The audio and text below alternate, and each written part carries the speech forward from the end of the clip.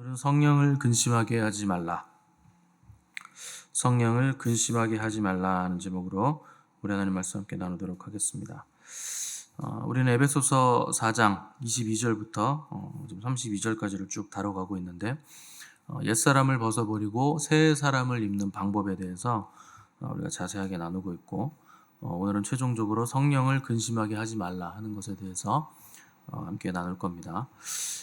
성령을 근심하게 하지 말라는 이 명령은 전제가 있어요.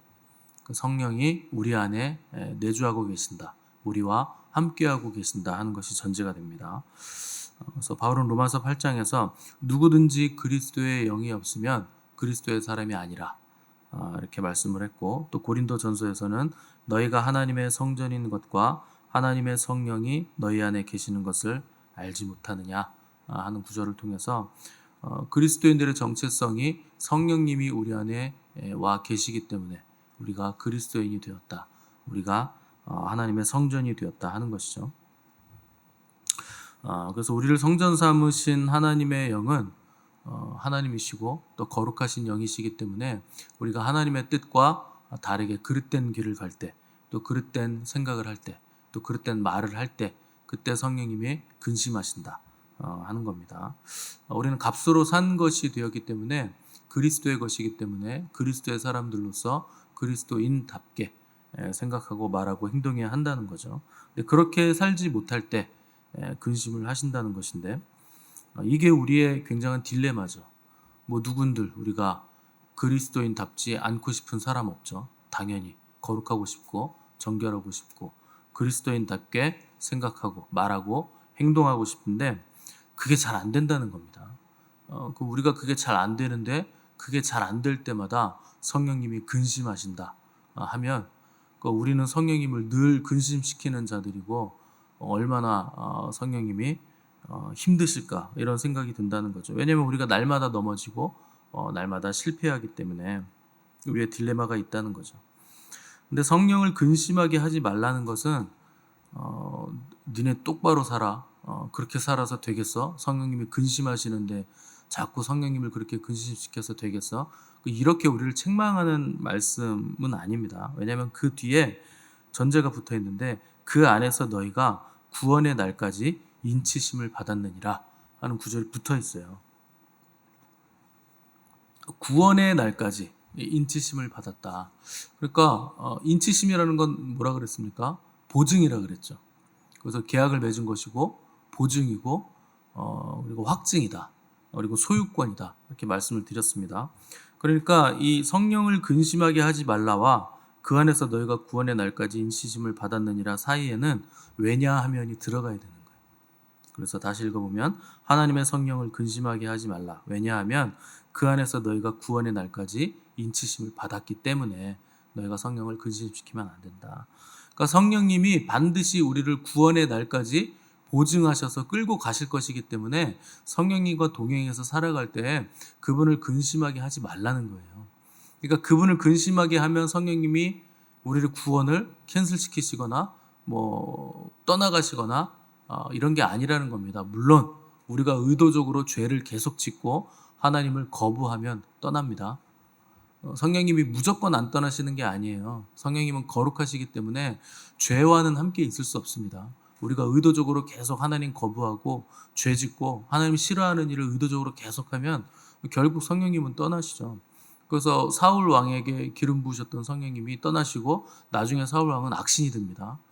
자꾸 죄를 범하니까, 의도적으로 다윗을 죽이려고 하니까 나중에는 악신이 들리고 성령님은 떠나가셨다는 거예요. 그래서 그런 경우가 아니라면, 우리가 거룩하기 원하고 정결하게 살기 원하는데 넘어지는 경우에는 그때는 성령님이 떠나시는 것이 아니고 우리를 계속 책망하시고 때로는 힘을 주시고 때로는 거룩한 길로 인도해 가시고 강하게 때로는 인격적으로 이렇게 완급 조절을 하시면서 우리를 끌고 가신다는 거예요. 그러니까 마땅히 구원받은 백성답게 성령님을 근심시키는 삶을 살지 말라는 권면이지, 이거 우리를 질책하시는 권면은 아니라는 겁니다. 그래서 성령에 붙들림 받는다는 건 참 자유가 임한다는 뜻입니다. 붙들렸는데 어떻게 자유가 임합니까? 근데 우리는 그런 존재들이에요. 그러니까 우리는 유한하기 때문에 홀로 있으면서 자유를 누릴 수 없는 존재들이기 때문에 지으심 받을 때부터 그렇게 지어졌기 때문에 반드시 누군가에게 속해야 됩니다. 근데 우리가 성령님께 속하든지 아니면 악한 영에게 속하든지 둘 중에 하나인데 우리에게 참 자유를 주실 분은 성령님이시라는 거죠. 그래서 여러분 악한 영에 붙잡힌 사람들 보면 자유가 없어요. 길거리에 이렇게 혼자서 막 욕하고 돌아다니시는 분들 있죠. 그 불특정 다수한테 욕을 합니다. 그러면서 막 혼자 막 중얼중얼거리면서 그분은요 자기의 자유를 뺏긴 거예요. 그 악령이 잠식한 거죠. 악령이 잡히면 눈빛이 다르고 말이 달라요. 그래서 원래 그 사람의 모습보다 악한 영의 모습이 더 많이 나오게 됩니다. 그럼 붙잡혔다는 거예요. 자유를 완전히 빼앗겼다는 거죠. 그래서 사도 바울도 내 지체 속에서 다른 한 법이 나를 죄의 법 아래로 사로잡아 간다. 사도 바울 정도 되는 사도도 로마서에서 내 안에 또 다른 것이 있다. 그것이 악한 영이다. 나를 죄의 법 아래로 사로잡는다 할 정도로 악한 영의 역사는 강력하다는 겁니다. 그래서 우리에게 자유를 주시기 위해서 오신 분이 성령님이시죠. 그래서 성령님이 그리스도 재림의 날까지 우리를 떠나지 않으시는 우리 기업의 보증이 되시기 때문에 우리는 성령님께서 가르치시고 깨닫게 해주시고 생각나게 하시는 대로 배우고 확신한 일에 거하는 삶을 살아야 된다 하는 것이 성령님을 근심시키지 말라 하는 내용이죠. 예수님께서 이제 떠나시기 전에 제자들과 마지막 만찬을 함께 하셨는데, 근데 그때 주님이 떠나신다고 하니까 내가 가는 곳에 너희들은 지금 오지 못한다 이렇게 말씀하시니까 제자들이 굉장히 불안해했습니다. 그때 주님은 제자들을 안심시키시면서 내가 가야 너희들에게 유익하다. 오히려 너에게 훨씬 유익하다. 왜냐하면 보혜사 성령님이 오실 것이다. 그분이 오시면 내가 한 그 말을 전부 다 생각나게 해주시고 그게 무슨 의미였는지 깨닫게 해주시고 가르쳐 주실 것이다. 이렇게 말씀을 하셨습니다. 실제로 오순절 때 성령님이 오시죠. 그리고 나서 이제 제자들이 성령으로 충만해지는데 복음을 전하다가 잡혀갑니다. 그래서 예루살렘 공회에 서게 되는데 그 공회의 사람들이 그들을 이제 재판하는데 그들이 배운 것 없는 무식한 어부들로 생각하고 우습게 알았는데 그들이 변론하는 걸 들어보니까 너무나 똑똑한 거예요. 생각보다 너무 말을 잘하고 생각보다 너무나 똑똑하고 생각보다 너무나 파워풀한 말들을 쏟아내더라는 겁니다. 왜 그렇게 됐는가? 성령님이 그렇게 해주셨다는 거예요. 그들에게 할 말을 입에 주시고 또 생각나게 해주시고 입술을 주관해 주셨다 하는 것이죠.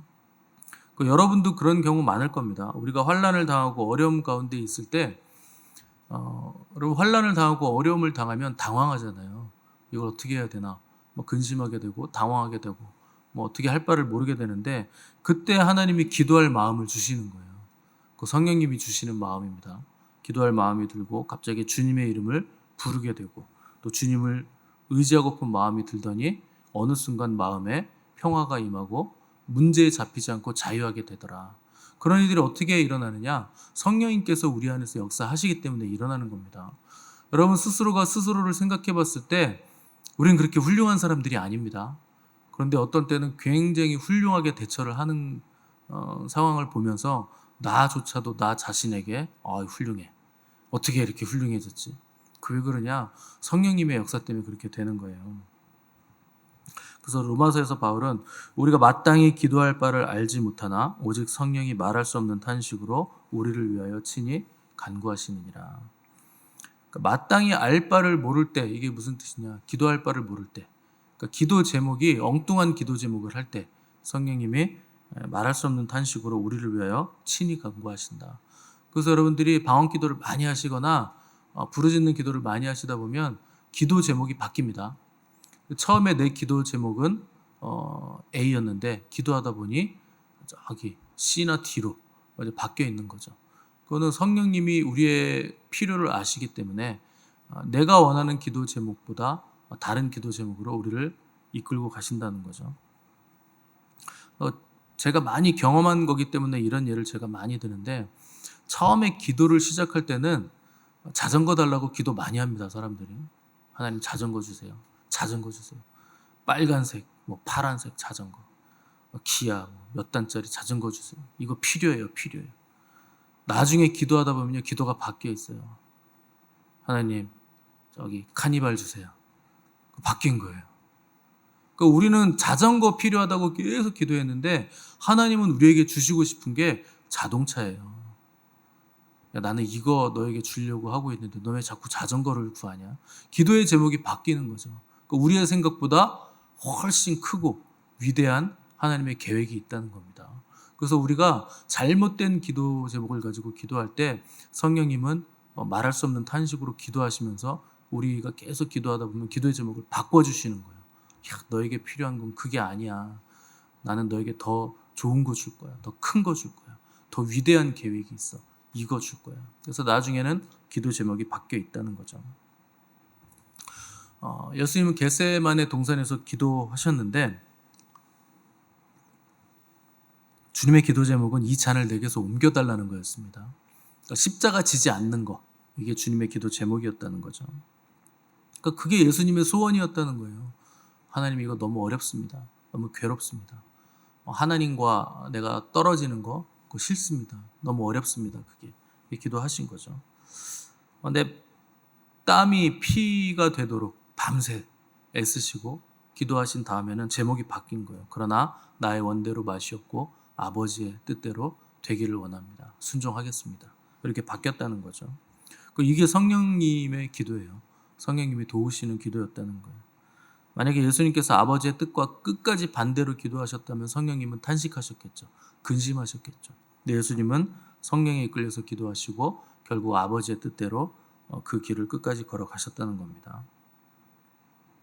그래서 성령님이 우리 역사하실 때 무슨 초자연적으로 막 드라마틱하게 역사하신다 이렇게 생각하시는데 당연히 그렇게 역사하실 때도 있습니다. 근데 대부분의 경우에는 어떻게 역사하시느냐? 인격적으로 역사하세요. 그러니까 강압적으로 강제적으로 머리끄댕이 잡고 역사하시는 게 아니고 우리가 기도할 때 우리의 기도 제목을 바꿔주시면서 또 인격적으로 우리에게 어떤 것들을 가르쳐 주시고 생각나게 해주심으로 우리에게 역사하신다는 거죠. 그러니까 그분이 근심하신다는 것 자체가 그분이 인격적이라는 뜻입니다. 그러니까 우리는 성령님을 생각할 때 어떤 에너지, 파워, 또 어떤 능력 이런 걸로 자꾸 생각을 하시는데 아니에요. 그분은 인격이세요. 그러니까 에너지가 근심하는 거 보셨습니까? 어떤 능력이 탄식하는 거 보셨어요? 그럴 수가 없죠. 근심하고 탄식하고 걱정한다는 건 인격을 가진 존재만 가능한 거기 때문에 성령님은 철저하게 인격적이시고 우리에게 인격적으로 반응을 하신다는 거죠.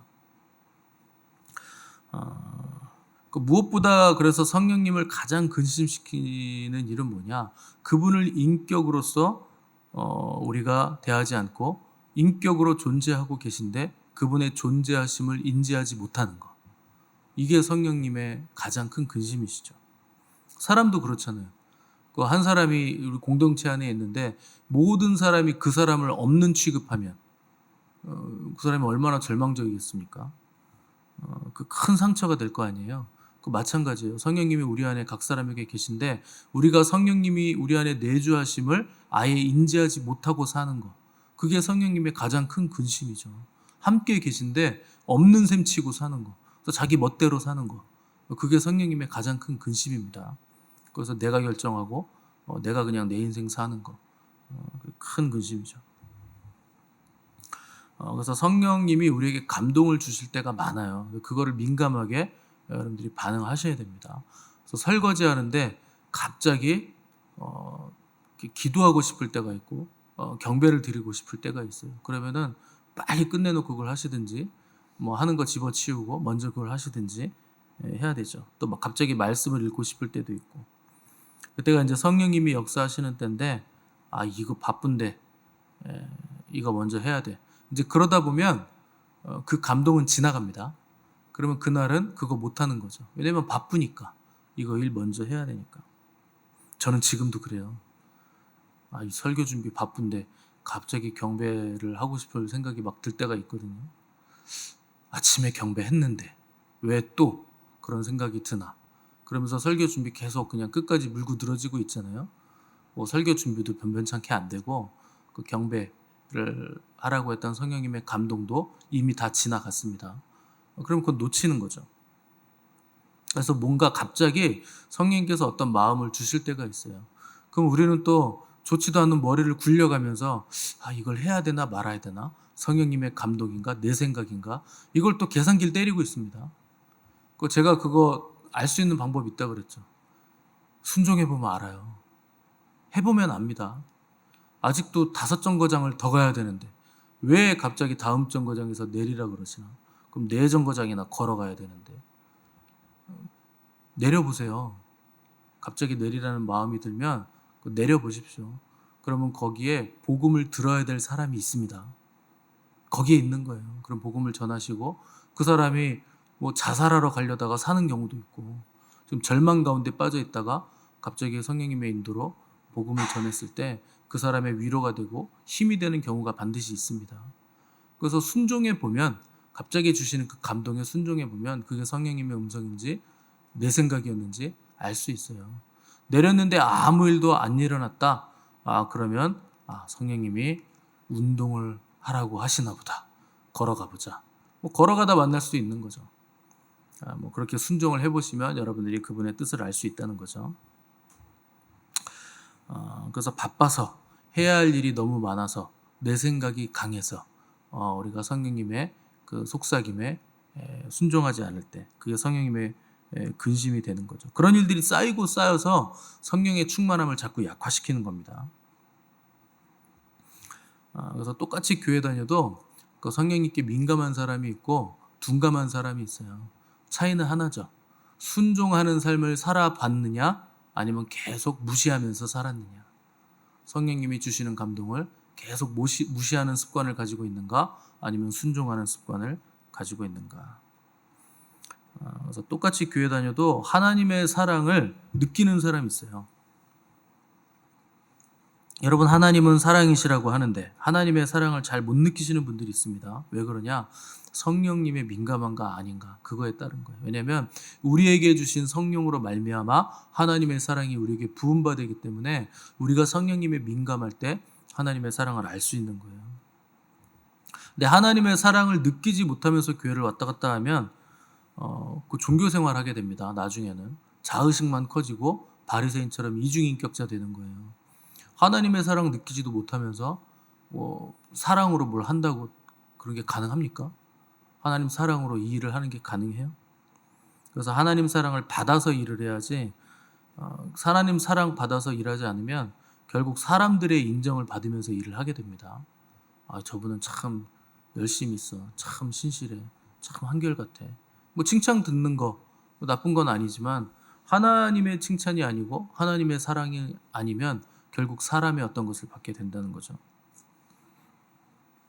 제가 예전에 부교육자 생활할 때 제가 사업을 했어요. 10년 동안 사업하면서 부교육자 생활도 하고 공부도 하고 대학원 공부도 하고 했는데 사업을 하다 보니까 저는 이렇게 사례비를 안 받고 부교육자 생활을 하고 또 받아도 드리는 게 훨씬 많죠. 받는 금액보다 드리는 게 더 많아요. 그러니까 속으로 무슨 생각을 하느냐? 천국의 상급이 쌓이겠지. 하나님이 나를 인정해 주시겠지. 뭐 이런 생각을 하면서 사역을 하는 겁니다. 여러분 그게 돌아보면 다 자기 의예요. 그렇게 생각하는데 어떻게 천국의 보화가 쌓입니까? 내가 이렇게 하면 하나님이 뭐 해주시겠지, 알아주시겠지. 내가 받는 것보다 부교육자 생활하면서 드리는 게 더 많고 또 중고등부 아이들 위해서 쓰는 게 더 많고 오며 가며 기름값이 사례비보다 더 나오는데 하나님이 다 알아서 주시겠지. 그게 속는 거예요, 여러분. 그게 뭐가 되는 것 같죠? 한 개도 되는 게 없는 거예요. 제 어머니도 그거에 속은 겁니다. 평생 그 큰 교회에서 식당 봉사를 30년, 40년을 책임지고 하셨는데 나중에 하나님이 너는 상급이 하나도 없다 그러셨어요. 자기 의로 한 거예요. 이렇게 하면 하나님이 알아주시겠지. 뭘 해주시겠지. 그런 거 없는 거예요. 모든 사역은 사랑으로 해야 되는 거예요. 하나님 사랑하기 때문에 제가 하나님께 이거 드리고 싶습니다. 하나님 보잘것없지만 하나님 이거 받아주세요. 하나님 사랑해서 드리고 싶습니다. 이렇게 움직일 때 상급이 되는 거지. 이걸 하면 뭘 해주시겠지. 이걸 하면 뭐가 쌓이겠지. 시작부터 잘못하는 거예요. 그거는 안 하는 이만 못한 겁니다. 힘만 들고 돈만 쓰고 쌓이는 건 아무것도 없는 거죠. 하나님은 자의식으로 뭔가 주시고 생색내시는 분이 아니에요. 하나님이 그러기 때문에 우리도 그래야 되는 겁니다. 그래서 하나님은 악인과 선인에게 모든 것을 대가 없이 은혜로 주시죠. 그래서 우리가 하나님을 믿지 않았을 때도 하나님이 우리를 사랑하셨고 참아주셨고 기다려주셨고 용서해주셨기 때문에 오늘 우리가 있게 됐다는 거죠. 그래서 성령으로 충만한 사람들만이 이 하나님의 사랑이 실제가 되는 거예요. 성령님만이 이 사랑을 우리에게 부으시기 때문에. 그래서 우리는 성령 안에서 인치심 받은 사람들이죠. 그 인치심이 어디까지 보증을 해주느냐? 그리스도 예수의 날까지. 그러니까 주님이 다시 오시는 재림의 날까지 성령님이 우리를 인치시고 보증해 주셨다는 거예요. 그래서 우리가 구원의 날까지 끝까지 우리를 도우시는 분이 성령님이시기 때문에 그 성령님을 근심케 하지 말고 성령님의 인도하심에 민감하게 반응하면서 그분을 따라가라는 겁니다. 그래서 우리가 힘들고 어려울 때 예상외로 일이 쉽게 해결이 되고 또 해결됨을 넘어서 오히려 그 어려웠던 일 때문에 합력해서 선이 이루어지는 경우가 있습니다. 그게 성령님께서 하시는 일이에요. 우리를 위해서 기도해 주심으로 결국 합력해서 선을 이루어 주신다는 거죠. 그래서 우리가 성령님만 의지해도 담대할 수 있는 거예요. 세상 사람들은 막 소리를 지릅니다. 그렇게 해서 되겠냐? 이럴 땐 이렇게 하고 저럴 땐 저렇게 하고 이걸 끌어다 쓰고 저 사람의 도움을 받고. 그거 다 좋은데 그 이전에 우리는 성령님의 인도하심을 받아야 된다는 거예요. 성령님의 컨펌이 있을 때에 우리가 그 도우심을 받을 수 있다는 거죠. 그래서 내가 믿음이 좋아서 가는 게 아니고 성령님의 인도하심으로 우리가 이 길을 걸어가는 겁니다. 그래서 믿음이 연약할 때 우리를 가르쳐 주시고 깨닫게 해주시고 힘을 주셔서 또 말할 수 없는 탄식으로 우리를 위해서 기도해 주셔서 우리의 믿음을 다시 끌어올리시는 분이 보혜사 성령님이에요. 그래서 여러분 훌륭한 운동선수 옆에 누가 있느냐? 훌륭한 코치가 있습니다. 보혜사라는 건 우리를 코칭해 주신다는 거예요. 이렇게 하고 이렇게 해라. 옆에 같이 선수 옆에 같이 뛰면서 우리를 코치해 주시는 분, 그분이 성령님이시라는 거죠. 그래서 그분이 우리 안에 계신다. 우리를 이끄시고 인도해 주신다. 그래서 우리가 성전이 됐고 거룩한 백성이 되었다 한 것을 기억하시고 우리 주님이 성령으로 기뻐하시는 삶을 사셨던 것처럼 여러분 그분을 기뻐하시는 삶을 사시기를 바라고 그분을 근심시키지 마시고 그분도 우리로 인해서 기쁘신 그런 인생 되시기를 간절히 바랍니다.